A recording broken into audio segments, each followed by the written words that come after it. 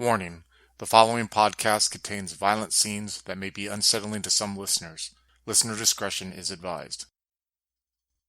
Hello, and welcome back to Twin Cities by Night and our third story arc, Dread. Dread is set in the Twin Cities of Minnesota, Minneapolis, and St. Paul in the hot and humid summer of 2011. Join us again and continue to follow the journey of Katao, played by Quinn, and William, played by Slavic, as they continue to traverse the dark society held within the Twin Cities. They will be joined by three new kindred: Warren, a Tremere, played by Adam; Valentine, a Nosferatu, played by Alex; and Lenny, a Nosferatu, played by Andrew. The coterie will find themselves joined together by a sense of dread.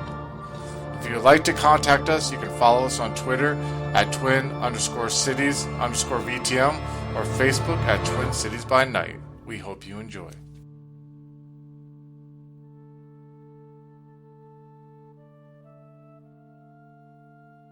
Okay. Hello, everyone. Welcome to our third prelude for Twin Cities by Night Dread, which is our third story arc.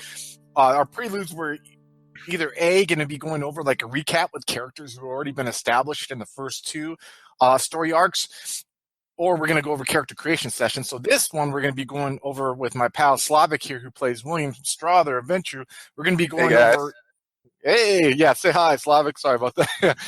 And we are going to kind of go over the history of his character, like his mortal life, because unlike the other games, most of the other games on our channel where you guys see the character creation sessions, we didn't do one for Twin Cities by Night. So I thought this would be a good thing to, because there's some things that we did in the character creation session for William that maybe didn't get the light of day, or maybe were hinted at or mentioned vaguely in the game. So I thought to get you guys more of an insight. They sort of affect his actions, but they're not overly stated, so unless you watch the first character creation video, which wasn't released, so only me and Chris actually could see it, so you wouldn't notice or know. Yeah, back when we thought that our YouTube channel was just going to be for us to go back and watch our sessions in case we had questions about it, like a reference, and before where we're at now, man, to think that that was not even like 2 years ago yet, you know what I mean? Holy crap. Crazy. Yeah. So let's tell us a little bit about William, his mortal life growing up and his relationship with his family and whatnot. Okay, so keep in mind that this was done quite some time ago, and I do hope I have everything, lined up like I want it. So one important thing is when I made William was... something that I could incorporate into both his mortal life and his kindred life. So I sort of said, okay, William will have daddy issues. So I made sure sort of that he had a bad relationship with both his sire and his father.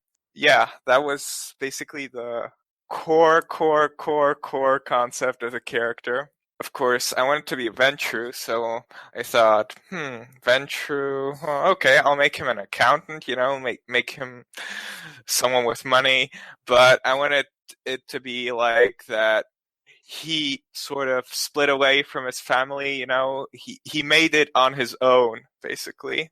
Yeah, talking about his family, tell me about like William's father and his mother, like, because we went into him obviously when we created your character, but what did your father do for a living, and what was your mother's story?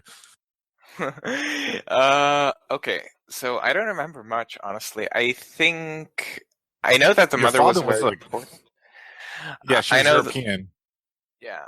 She was German, so William's half German, sort of, but I think it's popped only once, like, in the first session, or was it the first session that it Yeah, it was the up? first session. We'll talk about that, later, but yeah, it's the first session. Yeah, that's the first time I actually played VTM, which was pretty funny, a pretty long time ago now that I think about it. Yeah. So, your mother was European, and your dad was a very successful businessman, and especially I would say that he was drawn to the Twin Cities because of all the powerful companies that reside there. Yeah, people may have heard me mention this in game. There's like 50 of the top 100 Fortune 500 companies reside in the Twin Cities, which is kind of, not a lot of people know that, I would assume, because it's not, when you think of, powerful cities that have powerful companies, you're thinking like Silicon Valley or New York or something like that, or LA, but you don't think of Minneapolis and St. Paul, Technically, that's also why it makes a great city for vampires, because, lots of power and not much scrutiny, so nice. Yeah, And useful. exactly. Yeah, exactly. And so William, growing up, what was his relationship like with his father? I would say that it probably wasn't that good, or what? No, his father always wanted him to do things his way, and William always wanted to sort of rebel against this and do it in his own way, but at first, he tried to please his father and all that, but afterwards, when he got older, he just snapped and tried to sort of cut himself away from his family. So when he tried to make it, before he tried to make it out on his own, I take it he went to like business school and he went to like Oh like yeah, college and stuff like that. definitely. And I'd say that actually he sort of did this all also on his own. Like his parents didn't pay his loans or anything, and he sort of did it himself. Gotcha. Very nice. And what was his relationship like with his mother? Did he have a relationship with her? Well, I think it was like she was there, but she wasn't a very, let's say, vibrant or important personality. He liked her. It was his mom, but she always seemed a bit distant, I guess. Maybe it was like the toll of being married to someone like your father, or, you know what I mean, Yeah, and being like a high exactly. society. Maybe she was a trophy wife at, kind of like that, and she just Yeah, kind of something like that. some Exactly. to that extent. So when William went out on his own and kind of decided not to play by the rules like his father, how did he go about doing that? Well, he became an accountant and all that, but he was crooked. Like he didn't mind breaking the rules, the law, or stuff like that. And helped commit white collar crimes, stuff. And that's basically how he got into Kindred society through this experience. But it was, yeah, it was he mostly did like dirty accounting, like cooking Yeah, books and kind exactly. of like stealing subtly from companies and Yep. organizations. I would take he probably worked for like some of the top companies that were in the Twin Cities by doing this. And this was in like the early to mid '80s, which was kind of like Yeah. the where like the Reagan years, Reaganomics, and like all these people were making a lot of money at the time, and he probably found a way to siphon some of that money and kind of in a way he's almost like a vampire back then. You know what I mean? Like living off them. Did your father ever find out that's how you earned your money at all like that, or no? I think he probably found out on his deathbed when William sort of Uh, rubbed it in his face, or rubbed everything in his face. yeah. So So there's that's that's a good segue into what I find to be like really like a core component of William. At least what I found to be the most interesting in his mortal life was how his father got Alzheimer's. And you want to talk us through that a little bit, or do you want me to? yeah. So his father got Alzheimer's. He got put into a what's it called, care home, basically a facility which cares for people like that. Of course, it was expensive and high class, whatever. And of course, William, to keep up appearances, he went there. Uh, but basically, when people were around, he treated his father nicely and whatever. But secretly, he enjoyed seeing him suffer, as he really didn't like him. And also, he actually seduced the nurses there sometimes, and he was abusive, and yeah, It was like this storm, I would say, of becoming for William, right? Like you had the yeah, eye of the storm, which was your father having Alzheimer's, and all around him, you were able to control everything at the time, yeah, and you exactly. were, and you realized a lot about yourself, I think, at the time too, because William, which kind of went into his selective feeding when he became a venture, not only did he play psychological games with his father, and I'm talking about like cruel shit. Like I'm not talking about physical abusive shit, but mental abusive, like going there and reminding him and being cruel to him, and then his father forgetting who he is, and just imagine all the possibilities of someone who had a sadistic mean streak in them, and it was aimed at someone who they felt put a damper on their life or affected their life negative. Yeah, and but also that he started sleeping and having affairs and playing with these different women who took care of his father. So not only did he like control his father, but he controlled these women whose sole intent while they worked there was to make sure his father was okay. And I'm talking about like playing mental games with them or like having physical relations with them, and just kind of like nothing illegal, but just definitely cruel and kind of emotional abuse in a way, you know what I mean, with these ladies. And so after all that was going on, and your father eventually died, I wanted to ask you about this because one thing that I think you kind of came up with throughout playing the Twin Cities was how William may not have always been as wealthy as he portrayed himself to be, right? Like, was that like a facade, or was it? I think that was just the dots being sort of weird because because I used like the V20 definition and the revised definitions are a bit different, but we sort of fixed that later on. But I don't think that's really what was important because basically I took 3 dots in what's the background called? Resources. Right.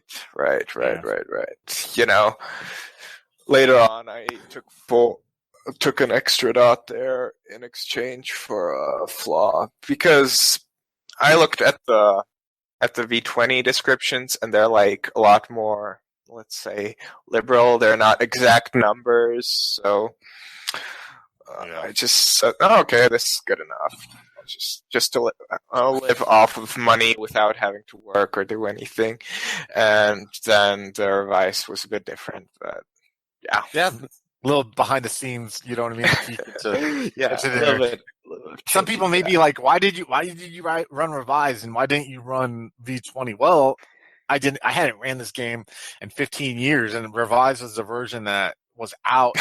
And frankly, when I thought about running the game online, I didn't want to spend, I don't like reading PDFs. And I didn't want to spend a bunch of money on a version. I just spent $10 on a used revised book, and then the rest is history. Nothing against V20. It's just the fact that it's what I knew at the time, and we've just kind of have stuck with it since then. Now, you kind of attracted during all this the attention of who eventually would be your sire. His name was Kenneth White's. Yeah. Do you want to talk about that? Do you want me to talk about that? Well, I'll talk a little bit about it. You'll talk a little bit about it, usually. We'll go back and forth, tit for tat. So, yeah, basically, after all this, blah, blah, blah, one day, he met Kenneth White, who sort of presented himself as someone who knew what William was doing, and William was, of course, freaked out, afraid, and, well, the short story is that Kenneth ghouled him. William didn't know he was ghouled. He did it in secret, and basically Kenneth had him do, like, work for him. Yeah. It was more. He actually didn't know, like William didn't know anything about Kindred society. Wasn't like exposed to the Masquerade. He just had this guy who pretty much came up to him and was like, "Hey, I know what you're doing, but I want to mentor you."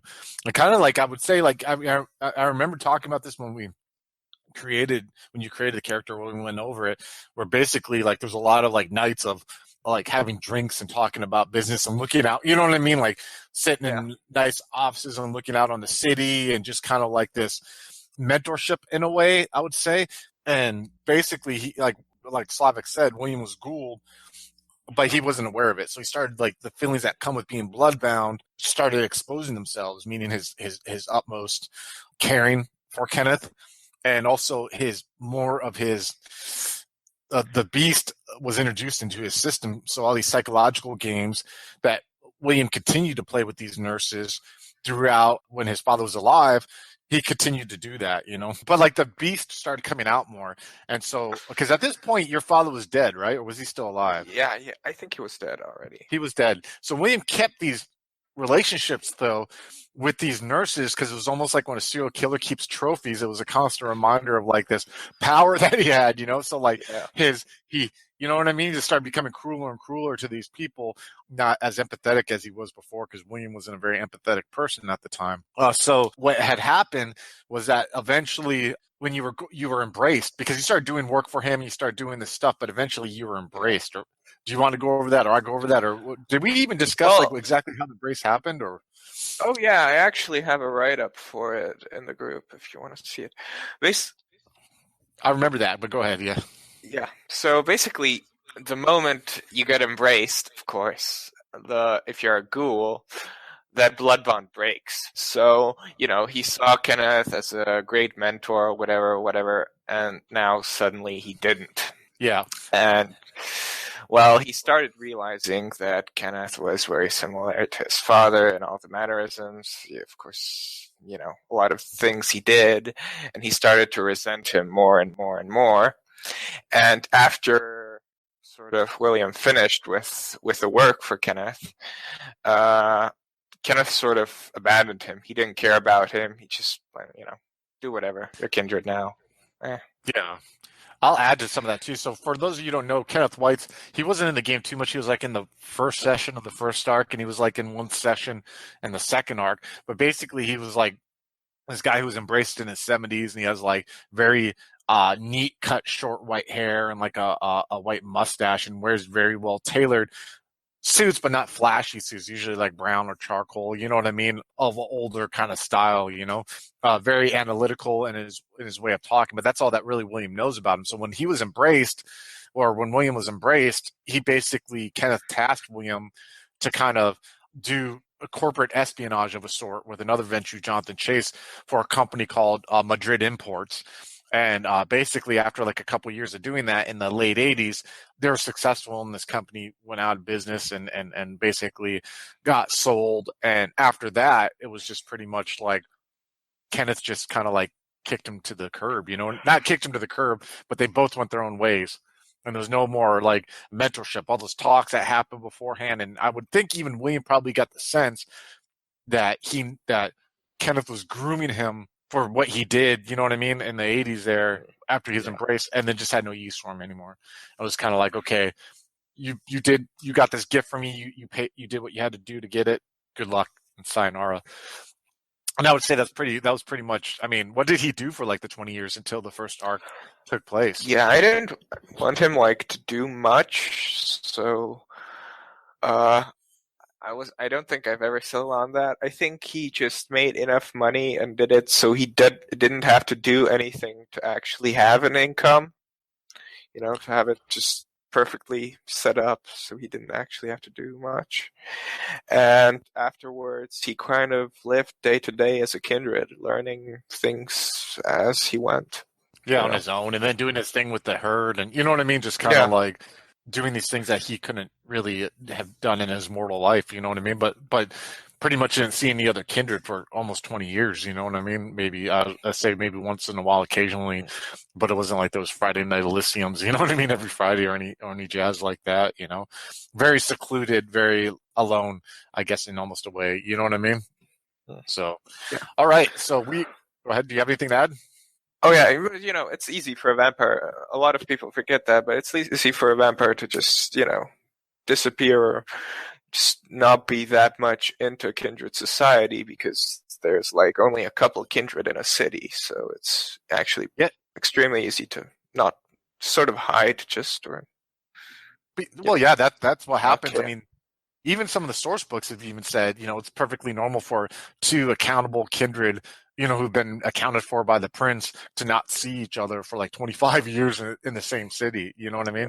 Like, it's just different cities are different. And I like that. That's one aspect I like about Vampire the Masquerade is I like to look at kindred as naturally kind of being secluded figures. I mean, you have Elysium, but that's even a facade. You know what I mean? Like, I like vampires in that they're sort of like opposites. Like, they need social interaction to stay human, but they're also, territorial sort of beasts that don't want social interaction. So it's again this, sort of tug of war between the beast and the human. Yeah, definitely. And that's what makes the game fucking awesome. All right, we're going to jump into our first break. And then when we come back, we'll be talking about the first story arc, Twin Cities by Night, Negligence, and how that affected William. So stay tuned. Hello, folks. Have you ever wished you could have an easy way to find gameplay videos and podcasts, or just media in general that deals with your favorite White Wolf role-playing games? Or have you ever wished you could find a forum to share gameplay that you have recorded, one which wouldn't be drowned out by random posts and discussion, so that your media could get the attention you want? Well, we have the answer for you in a Facebook group we run called White Wolf RPGs Gameplay and Media. The group is specifically ran with the sole intent of it being a one-stop shop for people to view or share media involving the games we all love. We take thorough steps to ensure the page does not become cluttered and is easy to traverse. We are currently over 1,000 members strong, and we are continuing to rapidly grow, with new media being shared every day. Stop on by.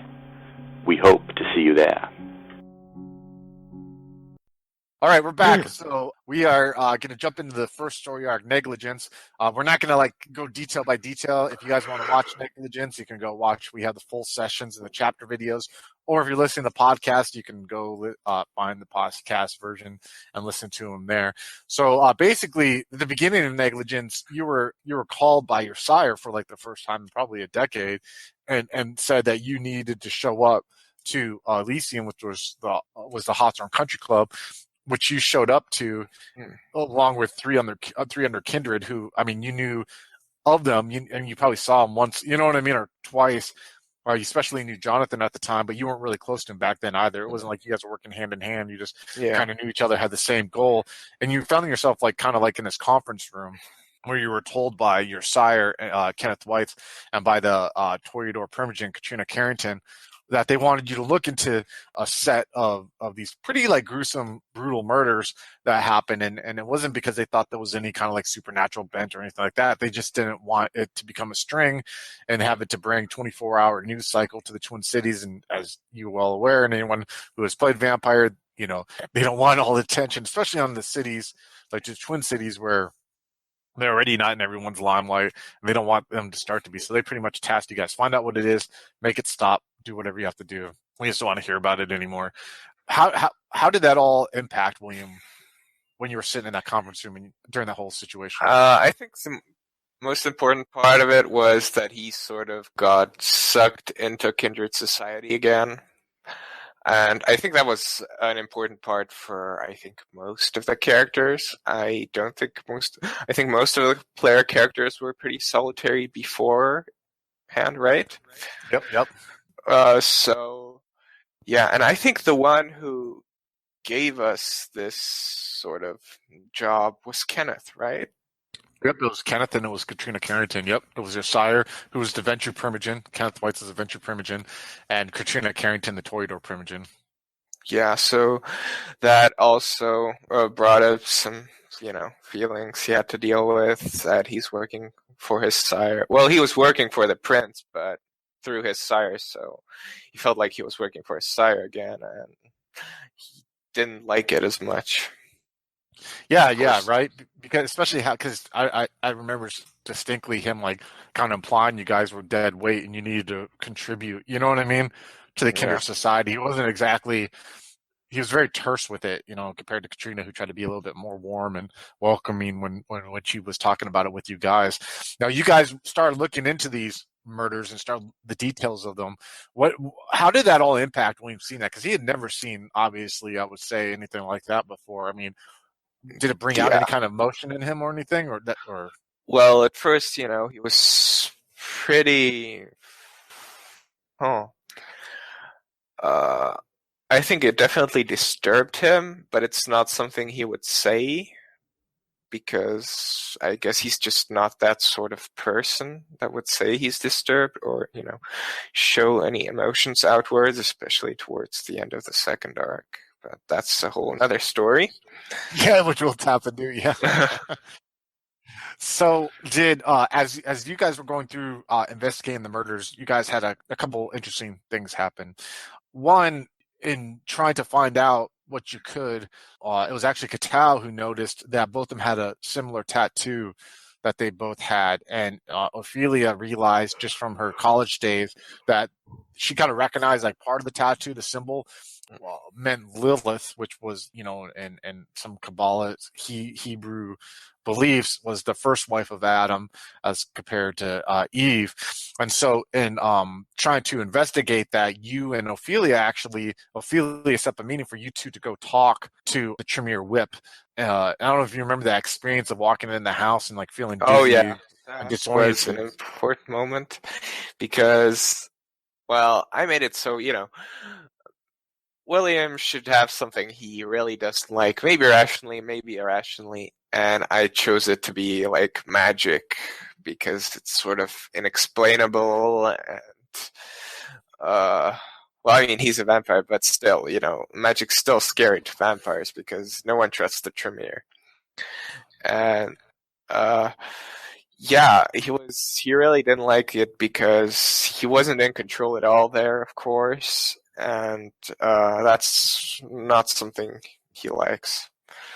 Yeah, we didn't like in Twin Cities by Night, like I don't treat like the Tremere like a bunch of hocus pocus and ha blood magic, and Yeah. I treat it very like kind of like mind bending, like reality distortion, kind of like try to do like a Clive Barker feel, you know what I mean? Where it's like, and that's why, meaning like you don't know what's going on. You don't see them waving their hands around, chanting any spells.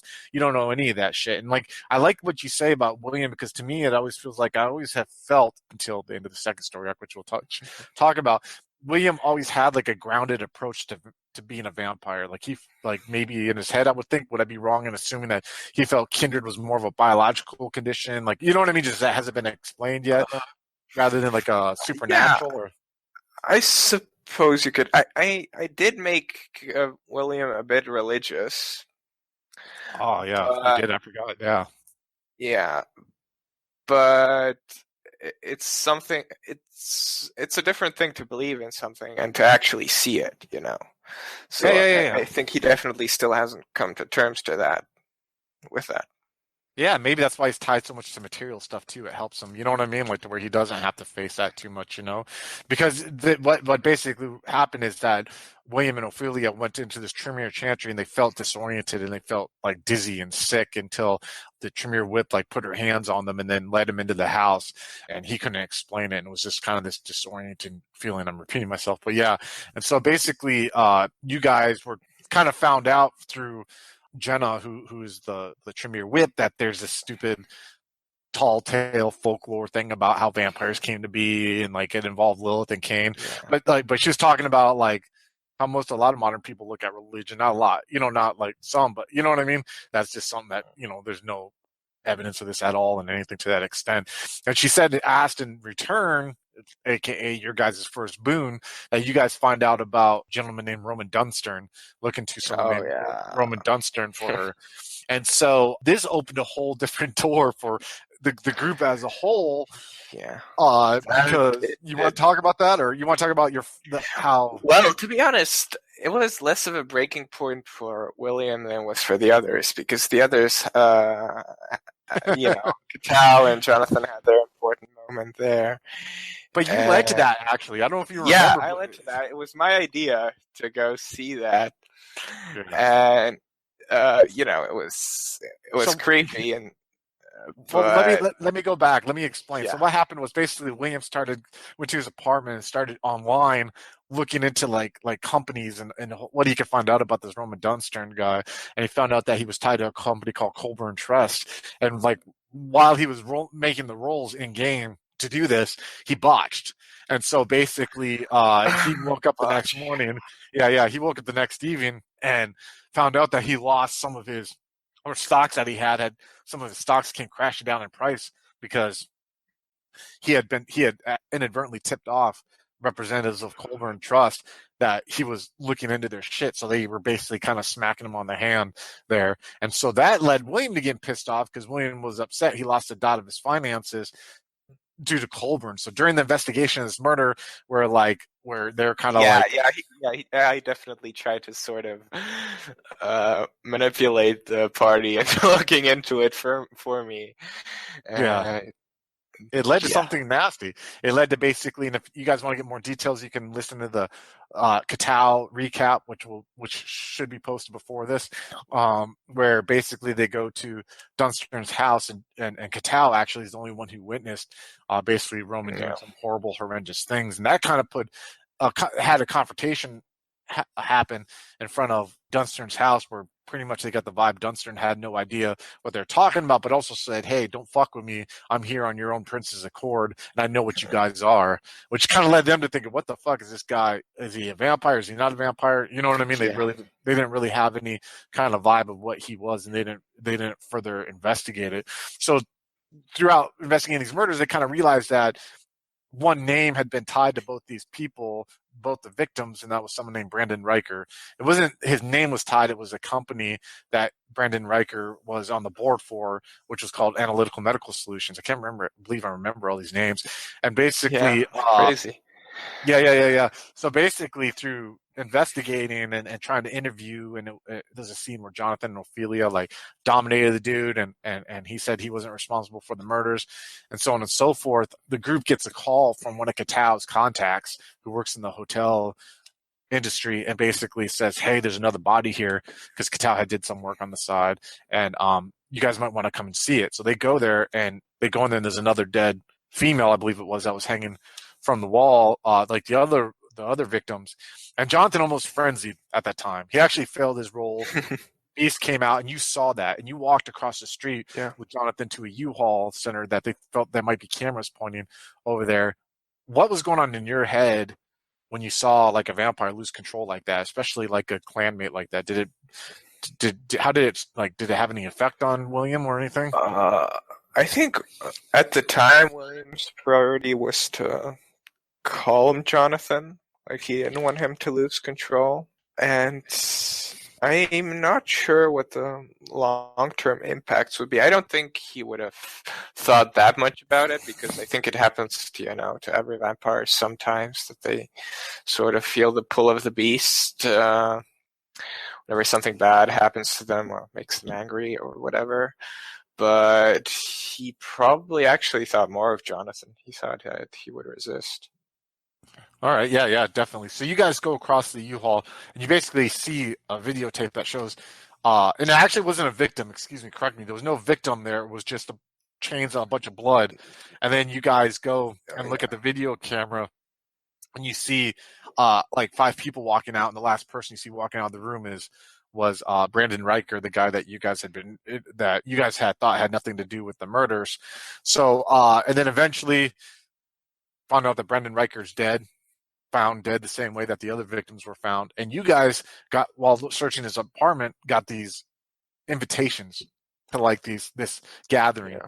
And I mentioned this in the Katow video for those of you who don't know, but like I said, there's all these different wacko conspiracy theories that like the city's powerful or the world's powerful and elite get together for debauchery and all this jazz. And it's been in different media, Eyes Wide Shut, True Detective Season 2.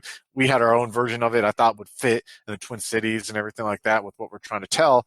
And basically you and the Quartery go into this gathering at this mansion. William had an interesting outlook on it, I would say, compared to how the other players reacted. Yeah, he was a lot more, let's say, mission-oriented, I think. That's how I'd see it. Yeah. And I would say, though, but the way that there's one distinct scene that I remember where William... You remember when he pushed the... Yeah, he pushed the hook. Yeah. So basically, again, watch the video, but just imagine a bunch of powerful elite doing drugs, have a bunch of hookers walking around, and just all that. And William's sitting there, because everyone, like, Ophelia's off investigating, Jonathan's off investigating, Katow's sitting there stressing out, because the characters didn't know. Oh, right, he had the frenzy thing, He had right? the frenzy where he killed someone. And Katow's just like, I'm not digging this, I don't dig it in here. And William's like, relax, smoking a cigar, just like being the most chill of everyone. Yeah, I think he said it's important to sort of, fit in, and the information would just, sort of come to him. Yeah. So William noticed one thing though in there when you were walking out. William basically saw Roman Dunstern in the room, Yeah. and I don't know, just like that, like it's really weird how much of a figure Roman Dunstern, and this will Yeah. continue on, had an impact on the group and how very little interaction they had with Roman Dunstern. You know what I mean?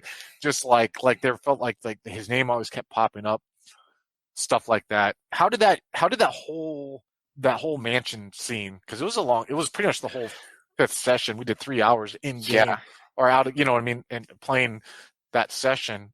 How did that impact William? Well, I want to say that William,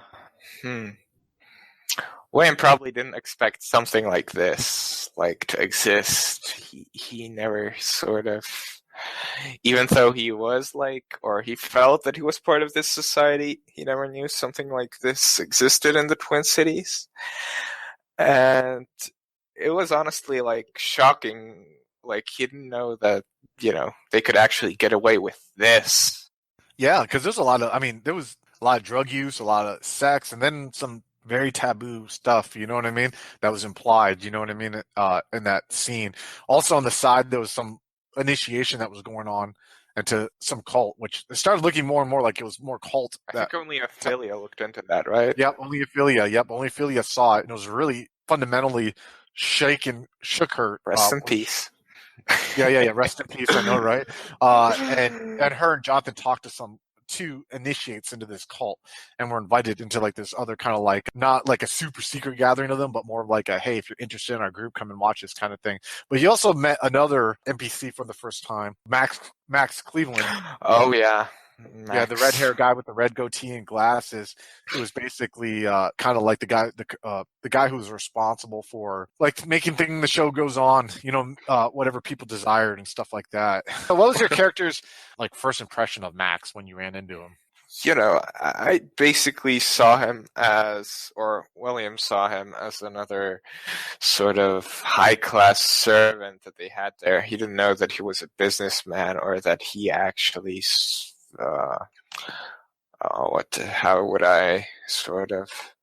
that he actually sort of procured all these illegal things and sort of made them happen. Yeah, taboo. Yeah, we talk about in Katao's recap about basically how Katao has dreams of Max from when he was a child. You know what I mean? And like tied to like missing kids from a foster home of his. So after that party, you guys go the next day. You go to this gathering at this home, kind of like a secluded home in the suburbs of the Twin Cities, where basically you're sitting in the car through the whole time. So I'm not going to tell exactly what the other players saw. If you can watch this session or watch Katao's. But at one point, Katao says, "Hey, I found a door here," and you go and join Katao. He believes you joined him, where you went in there into the basement, right, into the cellar with them, and you found the KT who was strung along there. And then you guys hear a gunshot upstairs because you weren't up there when Jonathan shot someone in the head.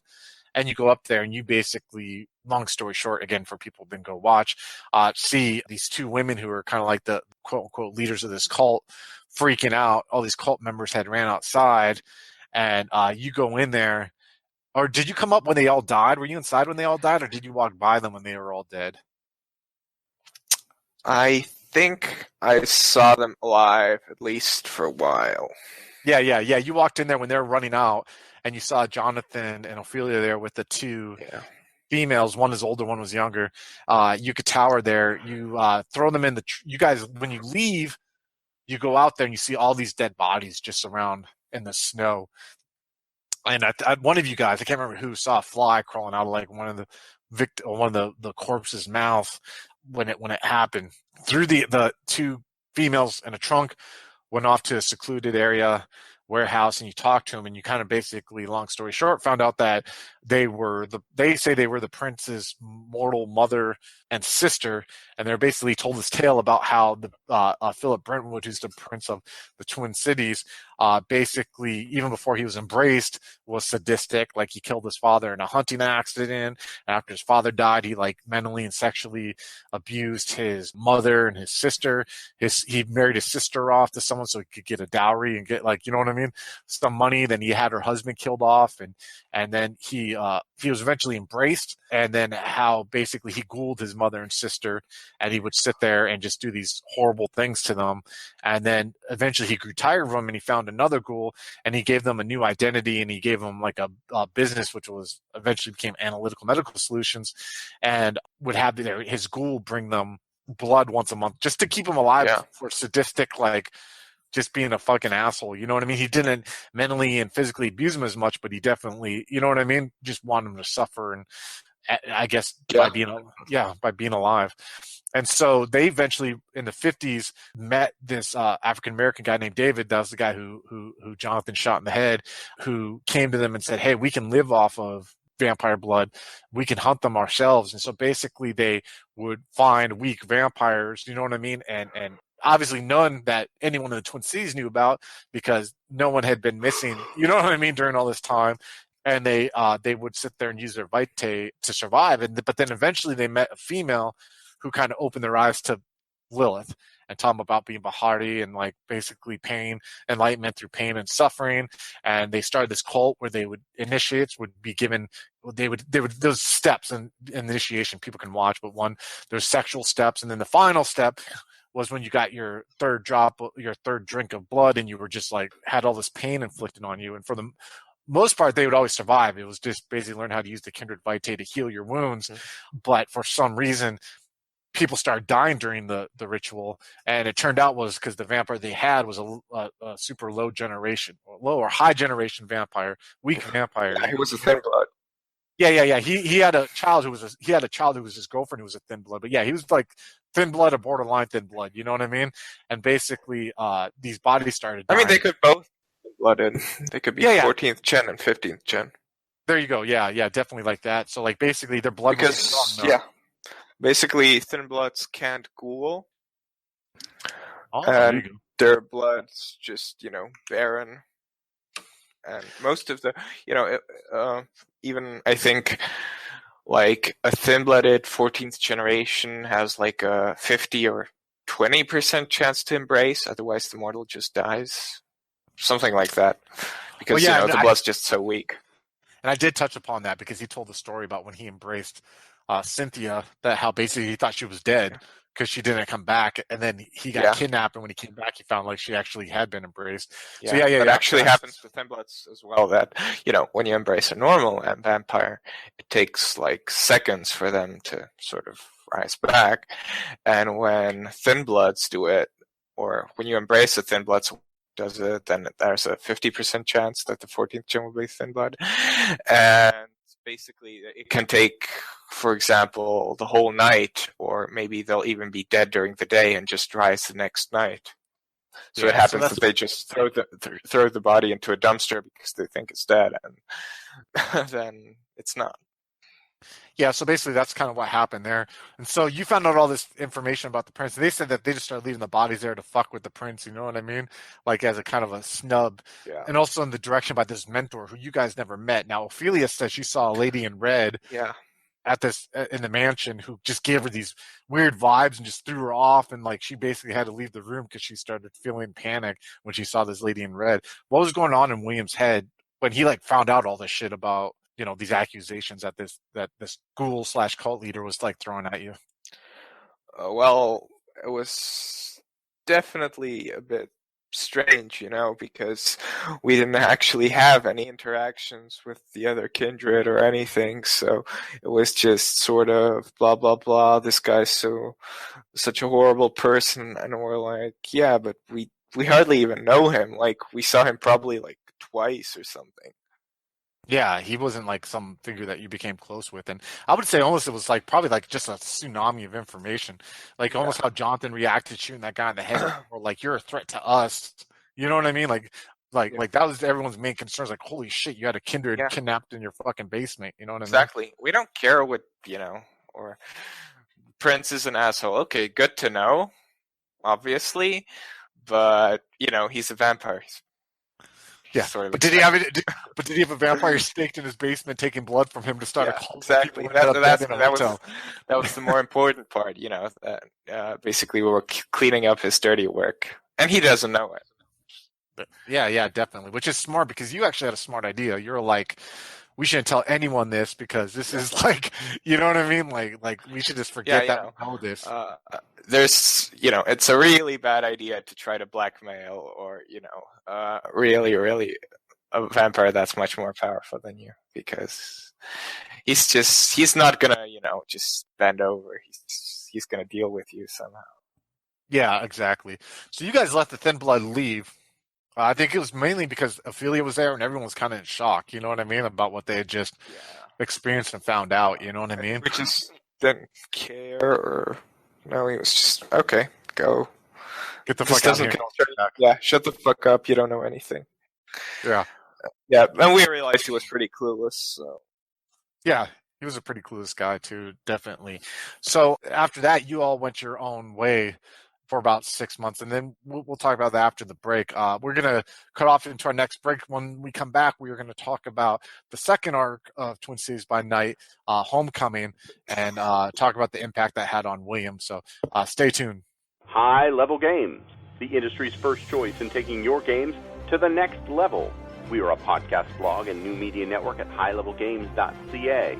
We have blog posts about all of your favorite games going up 5 days a week, and a podcasting network with actual plays and shows that discuss role-playing games, with more rolling out all the time. We are on iTunes, Twitch, and YouTube.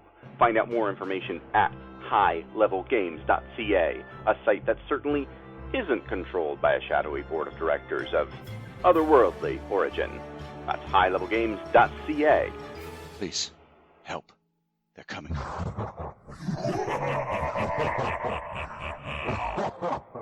And we're back. All right, so for about 6 months, everyone kind of went their own way and didn't really talk to each other or anything like that. Everyone was kind of processed stuff. Like Ophelia even left town for a little bit and came back, but eventually you guys kind of had a mandatory Elysium, which hardly ever happened in the Twin Cities at the time, because you guys were going to be told that there was some announcement that the prince was going to make, and not to knock how people run vampire or say there's one way or another. I myself, though, prefer not to have it where I am the majestic prince and I am telling everyone in this room da da da da. No, that's not how it's really done in the Twin Cities. But in the middle of the prince announcing something, these doors were kicked down. You guys were all kind of been there lying about, and this figure came walking in, this African American Kindred, who looked like she, when I say look, not there's an elder vampire look, but had the look of an older vampire who was kind of a little bit removed from their humanity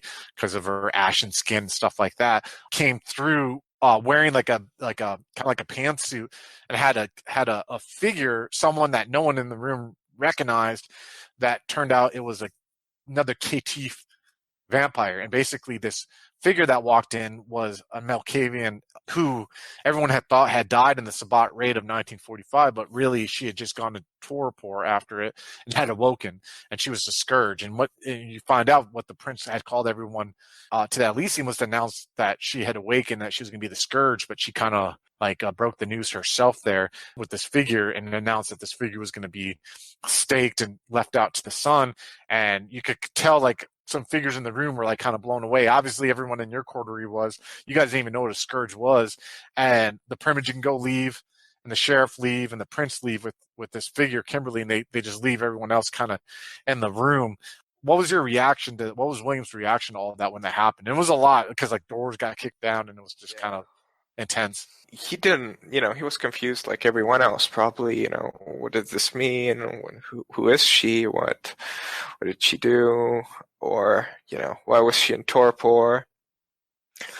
And how actually old is she? Is she older than the prince or not? And what the hell does a Scourge do anyway?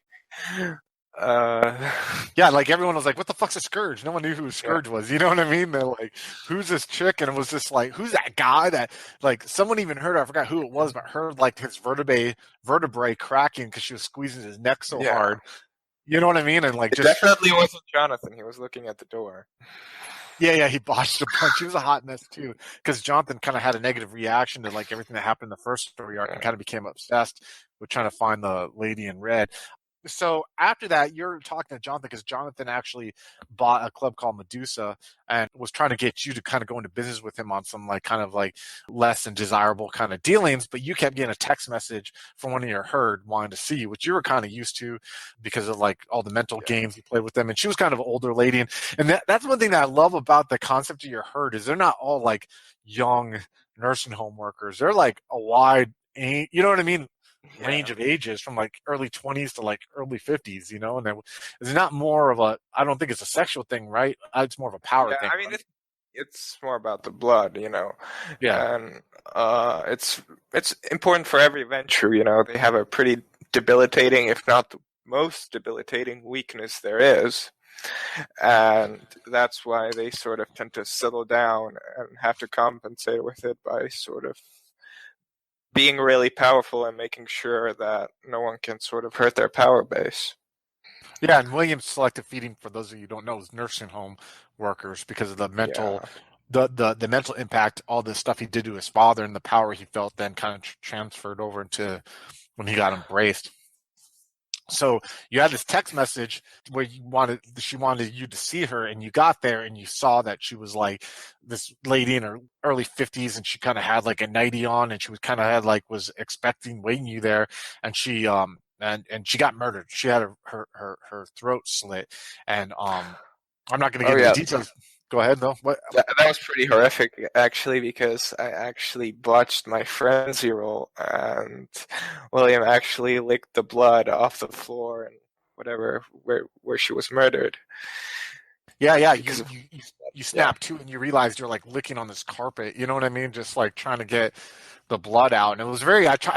You can go back and watch it, but I got more in depth with, not like with the bloody part, but just how depressing this lady was. How she was like older and she was trying to like to make him happy, trying to pretend she was younger, and just like it was just really, I think, impactful scene. And on her cell phone later, William saw there was a text message, like a message sitting on like the phone, like it was like a text about to be sent out that said "I know," and it kind of like led to this string of like where the different people in the group were starting to get messed with, you know what I mean? And one common theme was it being said, "I know." And we're going to kind of go in order a little bit, right? So like the first thing that happened after that, and you're obviously pissed off, by the way. William was like pissed because it's like, this is his herd, you know what I mean? And like, he was like generally like angry, like he wanted to find who it was and he wanted to like get vengeance for it because like you said, to adventure, you're like, you are like impeding on his survival. That means like you are like, that's like a fucking back in the 19th century, you steal someone's horse, you get hung. You know what I mean? You know what I mean? Like it's the equivalent of that. And so Jonathan's school, she got raped by a group of men and in a club, and Jonathan found her in the bathroom, and on her forehead in Sharpie marker was written "I know" on her forehead. And you kind of the reason I'm bringing that scene up is not because it's a sensitive subject, and I get that, and it wasn't done distastefully, but I talked about Joaquin about this, about how it impacted Catal, because basically Jonathan like dominated her to forget it. And like he like Catal and Ophelia were just like, what the fuck, when they saw it, because like this poor lady walks into a bathroom like a hot wreck and just starts cleaning herself up and doesn't even realize why she is doing, you know what I mean, what happened to her that led to that. And it's just and Jonathan at that point had lost to humanity from shooting that guy in the head, you know what I mean? And so like he was becoming more distant. How did that impact William when you saw that? I mean, I guess William was a bit used to people treating ghouls like ghouls. I mean, he was treated like that too, so I guess he didn't see it as anything out of the ordinary. And I'm not sure if William lost humanity yet, or if he didn't. No, he didn't lose humanity. Yeah, and because I remember that he did lose humanity. I just don't remember exactly at when the very it end. was. I remember. I'll bring it up. Oh, it was. I remember now. Yeah. So one thing that also go ahead. Sorry, go ahead. I'm sorry. I think it was justified. Just saying. Yeah. Like you and Jonathan kind of had a. It was pretty funny actually how he lost it with him just not doing anything. Katao Just just watching. murdered the dude, and Katao felt all bad about it, and William was like, "Yeah, justice." Yeah, pretty much. We'll talk about that when we get to there. And then what happened next was that Ophelia's had this relationship, I guess if you want to call it, with this reporter named Brian Moore, who had been in there from the first story arc. And it's funny too, because I talked about this at Catal's, like, some people watch Twin Cities by Night, and nothing against it, but they think that like Ophelia was like the saint. And compared to the group, I mean, she had a high humanity and everything, but she definitely had like her little. Well, yeah, she used people still. She used people, and that Brian guy, like he had feelings for her, and she'd play hard to get. Then she fed off him, which like even made him more confused. You know what I mean? And then she's like would use him for information. And then she was looking into something with Katao about the foster family who had gone to prison for kids missing from there because Katao believed it was tied to Max Cleveland. And she goes and talks to Brian. He gives her the information. She's turning around. They're at a coffee shop. And as she's like walking away, he's like, "Hey, Ophelia." And she turns around and he's like, "I know." And he like puts a pistol in his mouth and like blows his head off in front of like this whole crowd of people. And just like at this point, Katao is like, when am I next? Like, what the fuck? You know what I mean? He's sitting there, like, starts to get real panicked. And, like, even, like, someone walks by him on the street and says, "I know." And he's like, "What the fuck did you say to me?" And, like, and this lady's like, "Who's this crazy guy who's yelling at me?" You know what I mean? With furry hands. No, but eventually, though, Katao's sire is killed. And we talk about that again in the previous prelude. But you're the one who actually goes to your sire and you're saying, "Hey, all this shit's going on." Do you remember that scene where you basically try to give your sire the phone and he's like, "I don't want to touch that thing," whatever that I don't like those things, the cell phone you had. Yeah. And he basically says, "I want you to find out, like, you need to like find out who the fuck is doing all this while I try to like get the power people in play to figure out what's going on." I don't know if you remember that scene, but it was kind of like, oh, go ahead. Yeah, I remember like shit was happening, and I think as William said that he thought a Sabbat raid is happening or something. No, William. Someone thought Sabbat. Someone said about Sabbat. Yeah, I think your sire was trying to like calm down. Yeah, you did maybe, and your sire was like, "Listen, just calm down." I'm pretty sure William did. Yeah. Yeah, and he's like, "Calm down. I'm going to try to find out what's going on. This isn't Sabbat. Trust me, you would know if it was Sabbat right now. You know what I mean?" And just like go and look into what you're going to find out what you can. I'm going to try to get the powers that be to find out. And through investigating and all this different stuff, and again, people can go back and watch. You guys, Ophelia and Jonathan, went to a psychiatrist. The reason why they went to the psychiatrist's house is because they found out the guy who they believed had led the rape on Jonathan's school, and Brian Moore saw the same psychiatrist at this mental health facility that was in Minneapolis. So he went to someone at the hospital said that they hadn't seen the psychiatrist in a week. So they go to this psychiatrist's house. They realize they're talking to his wife, and they eventually start realizing that this wife, something's controlling her or whatever, because they look in the kitchen, they see her three sons are tied to a chair and are bound in the mouth, you know what I mean? And one of them died, you know what I mean? There's like this rotting food that's on the table, and like she's sitting there waiting for her husband to come home, and then she starts banging her head against the wall, and then eventually she starts talking, and the voice that's coming from her is telling Jonathan to get your group and not tell anyone to go to this mental health facility to talk to them. They just want to talk to you guys. And so you guys go there all thinking there's going to be a huge battle and everyone's got guns. It was kind of funny. And then you guys walk in there and you kind of see like this weird scene. I don't know if you remember it or not, but the scene that was in the third floor of that hospital. I can go over it or you can go over it. It's your call. I remember the scene like afterwards where we like sat there and we forgot something. Yeah, fuck, we forgot something. I'm going to edit on that shit. Really important. We forgot something really fucking important, so I'll just cut all that shit out and we'll go to the important part. So there's a scene after all that shit's going on, everyone's losing their shit, and after Katao's sire gets killed, you go back to your apartment. And you go into your apartment. I'll let since it's kind of a really critical development for William's character. I'll let you go ahead and go over that. Yeah, so I went to my apartment and the Scourge appeared there. I'm not sure what the topic of the conversation was. She was basically sitting there in a chair and you're looking out because you had this nice view of the Minnesota River in your apartment. Yeah. And she's sitting there and she starts talking about your belief in Catholicism. And you guys start talking about religion and everything like that. And she basically is trying to explain to you in a weird, convoluted way, not like in a fish mouth way or anything like that, but tries telling you that there's an underbelly to the city, like a primordial ocean of existence that occurs here. And that it is that you guys, what you did in the first arc was like throwing a pebble in that body of water, and it just sent ripples, you know what I mean, out, and those ripples awoke her from torpor. And she's coming out and she's trying to explain to you that like your actions, what you guys are doing as a group, are fundamentally affecting this corruption that has happened in the city. You know what I mean?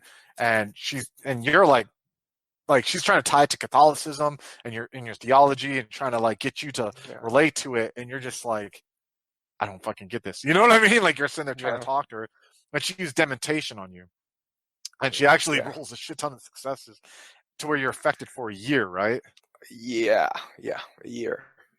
Yeah. And so what it is that you kind of see and hear just out of the peripheral of when you're by yourself, like out of the peripheral of your vision, like the primordial ocean. You know what I mean? You hear like water, you know what I mean, a little bit, and you kind of like out of the corner of your eyes see it, but when you go look at it, it's never there. And what kind of effect does that have on William when that's going on? Yeah, so William was really freaked out, really freaked out at first. Or well, I think he was freaked out for the whole like duration till the last session. Yeah. And he started becoming more distant, and he wasn't sure what it was supposed to mean, or he had it explained, but he didn't particularly understand it that well. And so later on, he started to embrace it a bit more. He started to sort of look into the places where he sort of saw the ripples, and and it was usually the places that they had impacted, as a coterie. Yep. And one thing too I want to mention that happened before that is also, and just want to mention passing, is you had a meeting with Hardley Ellsworth, the real estate developer in the city. Oh, yeah. And he said he would fund you kind of doing corporate espionage, going against Colburn Trust Company, and there was one other company, I can't remember the name off the top of my head, but both Giovanni controlled companies. He didn't say Giovanni. Against Dunster. So the interesting part of that was that he was a charming, nice guy, and basically presence didn't work on him. Yeah, you succeeded and it just didn't have any impact on him. So, which will be an interesting thing to look into. That's one relationship I want to really delve into in the next story arc. So eventually you guys end up at this mental hospital, go there, and you see that like there's this kind of like somber funeral, not funeral, but like there's flowers and there's all these mental patients that are like dancing like to somber like 20s music, 30s music, and you guys go sit down and you have a talk, and long story short, you find out that Kimberly Harris, everything was an act by her. She wasn't like some mean scourge who wanted to kill caitiffs or anything to that extent.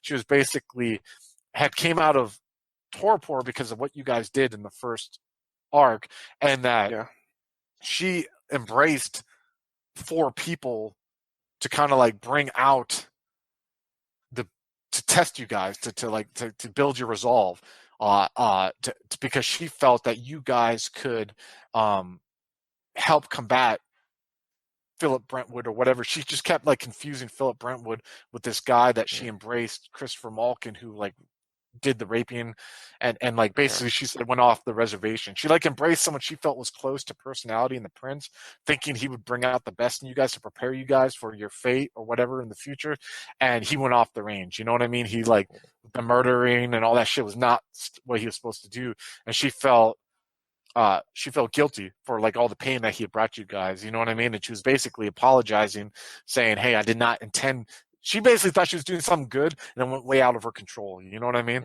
And it was too late to reel back in. And you guys witnessed at this time, and you felt comfortable, by the way, when you were around them for the first time since that happened with her. When you were in the presence of these other Malkavians, you felt like at peace a little bit. You know what I mean? Like you didn't feel. You even had this point where you're like, oh, I kick back. You know what I mean? Like you enjoy it. You know what I mean? Like being around them, and you see her get diablerized by her child, who was for the longest time the only Malkavian that was in the city, and was the Adam Carter, who was the primogen of the Malkavian clan. And he basically says, "Hey, let's keep this between us. And if you do, I got someone in the back there for you who you guys have been looking for." And it was Christopher Malkin. And you guys go back there and you see him staked, but he's sitting like in this chair. And it's not a chair, it's just basically people kneeling and like whatever to make him to be able to sit on them. And it's this room that just smells like sex and all this shit. Because you guys had found out this guy before he was embraced was like a massive sex offender and so on and so forth. So you unstake him, you dread gaze the shit out of him. Because you're excited about dread gaze. Freeze him up, and the Katao just like fucking murks him. And you sit there and watch. And that's how you lost humanity. You botched your humanity roll. Yeah, I lost 2 points of humanity, so yeah, that was pretty harsh. You go back to you guys go your separate ways again. You go back, and before you're going to sleep, you get this text message from Ophelia saying, you know what I mean, like right before you pass out, like help. I think Dunstern's about to mess with me. You know what I mean? I see him, but you know what I mean? I can't fight off going to sleep. I think he's outside my restaurant, and that was the end of it. That was how we ended the arc. And you had this moment right before you fell asleep or went out where you're in the primordial ocean. I don't know if you remember that. You close your eyes, and you see the primordial ocean, and you see like a figure come out of the primordial ocean. Because like the way I describe the primordial ocean is like this black body of water. You know what I mean? On a black drop. And you see like a figure come out of the water, and it's just this dark shape of Ophelia. You know what I mean? And then you're out, and then that's where we ended the second arc. So I guess this is what I have to ask you before we wrap up this section. What is going to be what has you most excited for this third arc to look into with William? Well,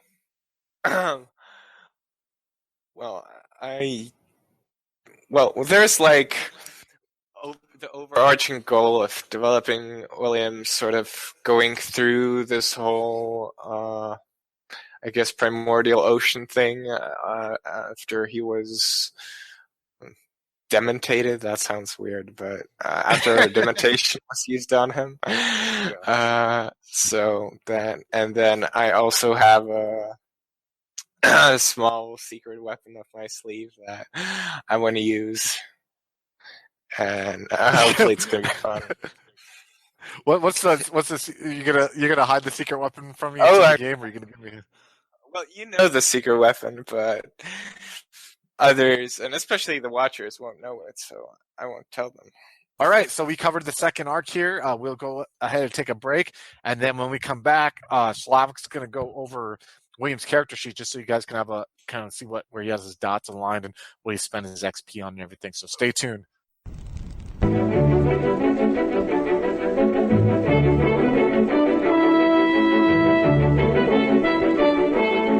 The Los Angeles metropolitan area is constantly growing and changing.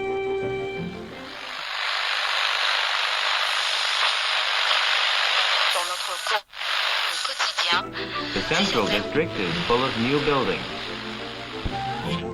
The Hollywood and Wilshire districts, once far from downtown, now are part of which spreads past Beverly Hills and out to the ocean.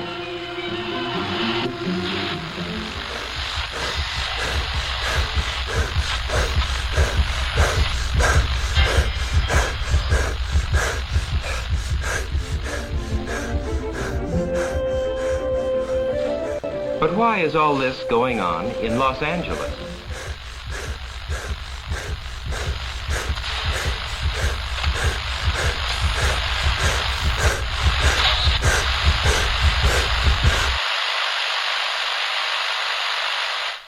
Why is Los Angeles an exploding city?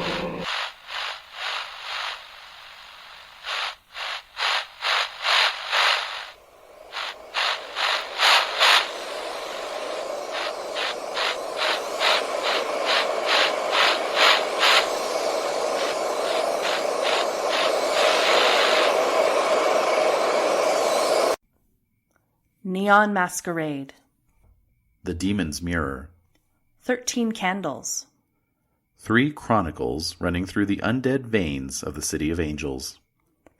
The Esoteric Order of Roleplayers Actual Play Podcast invites you to drink deeply. Go to eorpodcast.com and search the Duets tag to find out more.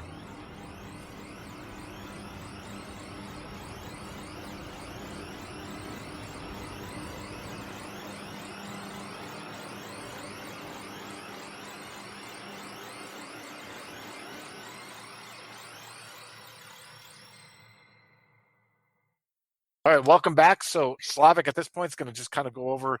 I don't care how in depth you go, or whatever. You know what I mean? If you I'm probably not going too much in depth because if you can, hear it, I have a bit of a sore throat. So I'll just quickly blaze through this. So, of course, name William Strother, nature conformist, demeanor bon vivant, 11th generation Ventru. Strength, dexterity, and stamina, all 2. Charisma, manipulation, and appearance are all at 3. Perception 3. Intelligence 4 with a speciality in analysis. Wits also 3. Now, as for talents, he has 2 points in alertness, 1 point in empathy that I took after the whole fiasco in, was it the first session? The first session. I have 3 points in intimidation, so that's always good for a bit of fun, especially with Dread Gaze. 1 point in leadership. He's actually not that much of a leader, even though he's Ventru.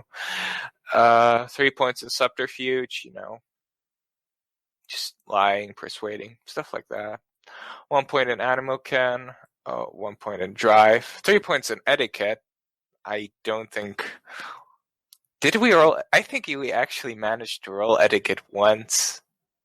Yeah, I don't remember. I don't remember at all. Yeah, it's... you put points in there because you want to have a nice character, but it doesn't actually... You're never probably going to roll it. Ever. 1 point in firearms because, I... just wanted to be sure because, we didn't know each other actually at the start of the game, so I didn't know what kind of game it would be. Fortunately, it was a lot more story-driven than not. 2 points in performance. I think William knows how to play the piano. 2 points in stealth that I took. How did I justify that? I think he just was, naturally trying to hide away from attention and stuff like that. Yeah, I would say through all the exploring and investigating you guys did. 1 point in academics, 1 point in computer, 4 points in finance with a specialty in accounting. So, 1 point in investigation, 3 points in financial law, 1 point in linguistics, so he actually knows German. His mother taught him. 2 points in politics, so 1 point in science.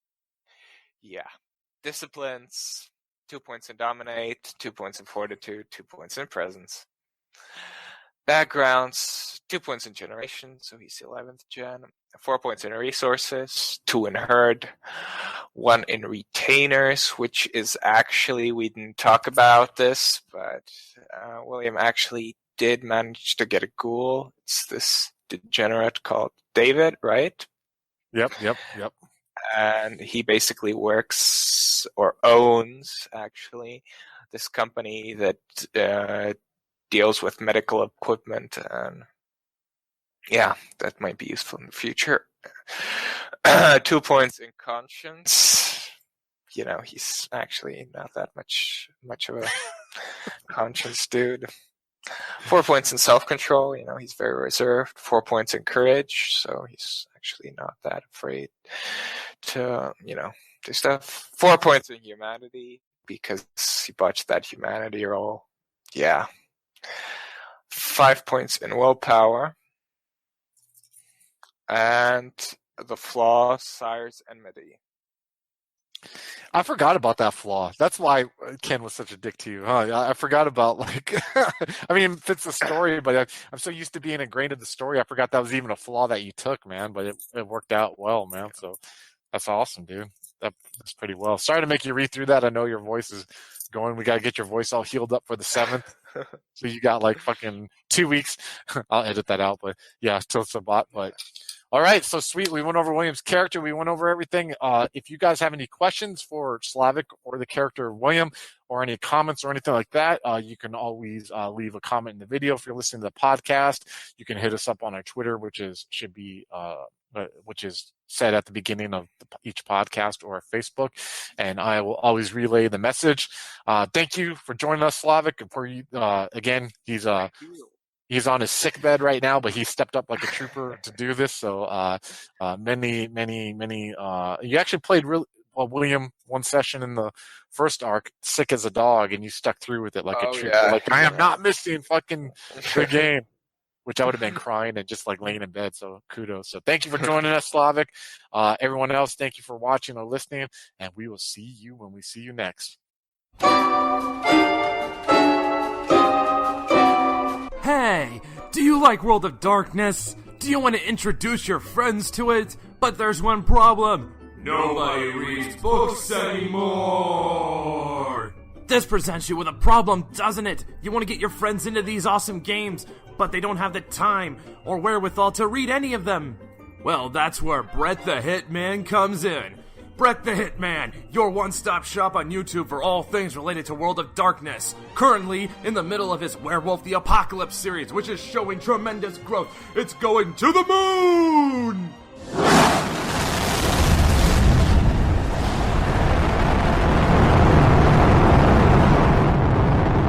That's right, watch Brett the Hitman and you will get style, flair, humor,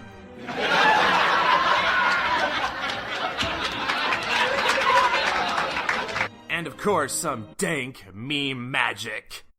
Fucking normies! Brett the Hitman on YouTube at youtube.com/I love other people's misery. So watch now! If only for the dank memes. Tune in today!